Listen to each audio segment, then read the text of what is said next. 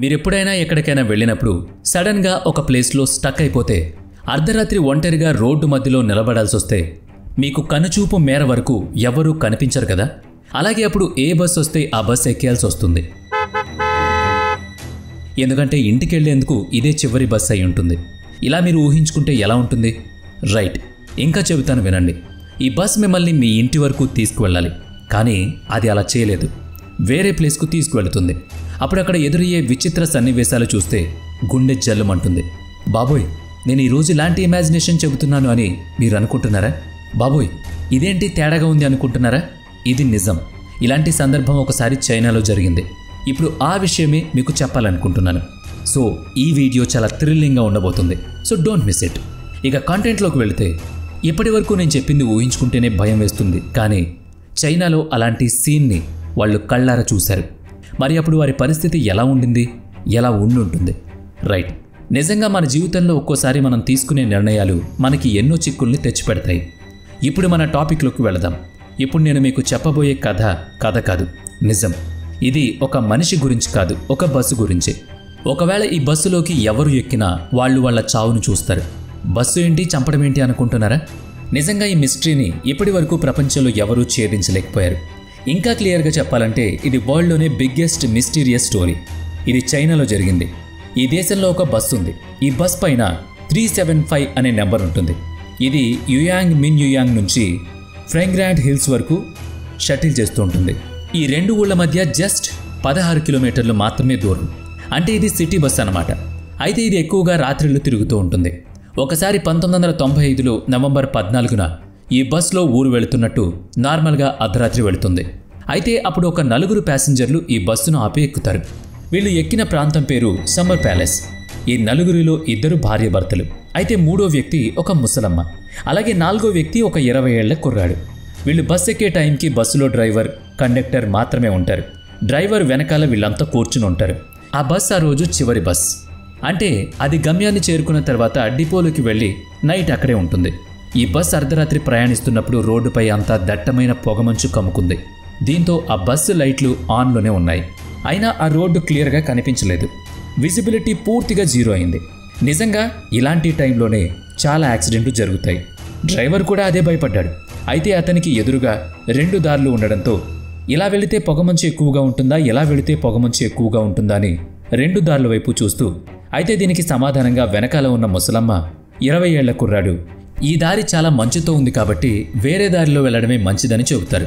అదే టైంలో ఎవరైతే కపుల్స్ బస్సులో ఉన్నారో వాళ్ళు ఏమన్నారంటే, మమ్మల్ని ఇదిగో ఈ టర్నింగ్ దగ్గరే ఆపేయండి, మేము ఇక్కడి నుంచి నడుచుకుని వెళ్ళిపోతాం, మా ఇల్లు ఇక్కడికి దగ్గరలోనే ఉందని చెబుతారు.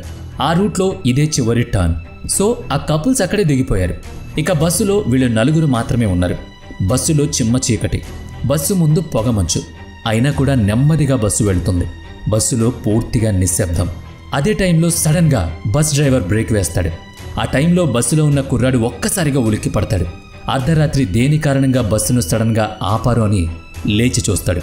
అప్పుడు బస్సుకు ఎదురుగా 3 మనుషులు నిలబడి కనిపిస్తారు. ఇంత అర్ధరాత్రి వీళ్ళిక్కడేం చేస్తున్నారా అని అందరూ ఆలోచనలో పడ్డారు. వీళ్ళందరూ అలా ఆలోచిస్తున్న సమయంలో ఆ 3 బస్సులోకి ఎక్కుతారు. ఎప్పుడైతే వీళ్ళు బస్సులోకి ఎక్కారో అప్పుడు బస్సులో ఉన్న వాళ్ళంతా ఒక్కసారిగా భయపడిపోతారు. అయితే వాళ్ళు చాలా భయంకరంగా ఉండుండొచ్చు, అందుకే బస్సులో ఉన్న వాళ్ళు భయపడి ఉంటారు అని అనుకుంటున్నారా? అలా ఏం కాదు, 3 బాగానే ఉన్నారు. కానీ వాళ్ళు వేసుకున్న బట్టలు మాత్రం ఎప్పుడో రాజుల కాలంలో వేసుకున్న బట్టల్లా ఉన్నాయి. అందులోకి ఆ బట్టలు బాగా మాసిపోయిన బట్టలు. దీనివల్ల ఆ ముసలామే చాలా కంగారు పడుతుంది. వాళ్ళు ఎందుకు అలా ఉన్నారు, ఎవరై ఉంటారు అని ఆలోచిస్తున్నారు. అందుకే వాళ్ళ 3 ఆమె అలాగే చూస్తూ ఉండిపోయింది. అలా చాలాసేపు అయిపోయింది. మీకు గుర్తుందా, ఈ బస్సు వెళ్లాల్సిన రూట్లో వెళ్లకుండా పొగమంచు కారణంగా వేరే రూట్లోకి వెళుతుందని? ఆ వేరే రూట్లోనే స్పీడ్గా బస్సు వెళుతుంది. అటుపక్క ఇటుపక్క దట్టమైన అడవి, నిర్మానుష్యమైన చీకటి. బస్సు లైట్లు తప్ప ఇంకేం ఆ దారిలో కనిపించడం లేదు. బస్సు అలాగే ముందుకు వెళుతుంది. అదే టైంలో బస్ డ్రైవర్కు బాగా నిద్రొస్తుంది. కళ్ళు మూతలు పడుతున్నాయి. మళ్ళీ సడన్గా బస్సు ఆపాడు డ్రైవర్. ఎందుకా అని చూస్తే రోడ్డుకు అడ్డంగా ఒక నల్లపిల్లి. ఒక్కసారిగా డ్రైవర్కి నిద్రమత్తు వదిలిపోయింది. బస్ బ్రేక్ పడ్డంతో బస్సులో ఉన్న ముసలమ్మ ఒక్కసారిగా ఉలిక్కి పడింది. అప్పుడు అక్కడున్న వాళ్ళు ఆమెకు ఏమైందని అడుగుతారు. కానీ ఆమె ఏ సమాధానం చెప్పదు.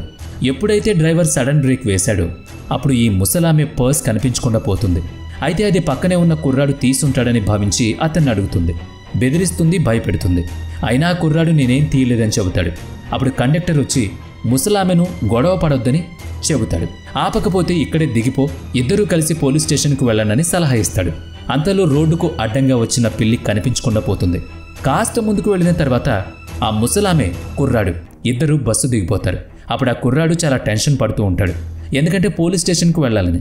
కానీ ఆ ముసలామె మాత్రం ఏమాత్రం టెన్షన్ పడకుండా కనిపిస్తుంది, పైగా బాగా రిలాక్స్ అవుతుంది. అప్పుడు అతను ఆమెను అడుగుతాడు, నేను అసలు దొంగతనమే చేయలేదు, మీరు నన్ను ఎందుకు దొంగగా చూస్తున్నారని అడుగుతాడు. ఈ అర్ధరాత్రి రోడ్డు పైన పడేలా ఎందుకు చేశారు అని. అప్పుడు ఆ ముసలామె అంటుంది, నువ్వు కంగారు పడాల్సిన విషయం ఏమీ లేదు.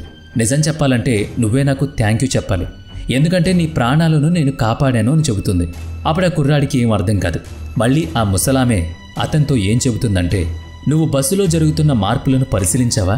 ఒక ముగ్గురు బస్సులోకి ఎక్కారు కదా, వాళ్ళు ఏదో తేడాగా ఉన్నారు, ఏదో తప్పు జరుగుతోంది, ఏదో నెగిటివ్ని వాళ్ళు లోపలికి తీసుకొచ్చారు. నేను అదే పనిగా వాళ్ళని చూశాను. చీకటిలో ఉండడం వల్ల వాళ్ళు సరిగ్గా కనిపించలేదు. కానీ ఒకసారి గాలి గట్టిగా వీచినప్పుడు మధ్యలో ఉన్న వ్యక్తి జుట్టు గాల్లో తేలింది. అయితే అతనికి ముఖం లేకపోవడాన్ని నేను గమనించాను. అది ఒక ఫేస్లెస్ గోస్ట్. ఆ తర్వాత నేను వాళ్ళ వైపు చూశాను. ముగ్గురికి కూడా కాళ్ళు లేవు. అయితే కాసేపు అక్కడే ఉంటే వాళ్ళు మనల్ని ఏదైనా చేయొచ్చు, ఏదైనా జరగచ్చు. అందుకే నేను ఈ డ్రామా చేసి బయటపడ్డాను. ఇక మనం ఇక్కడి నుంచి తొందరగా బయటపడాలి. వాళ్ళు వెంటాడే అవకాశం కూడా ఉంది.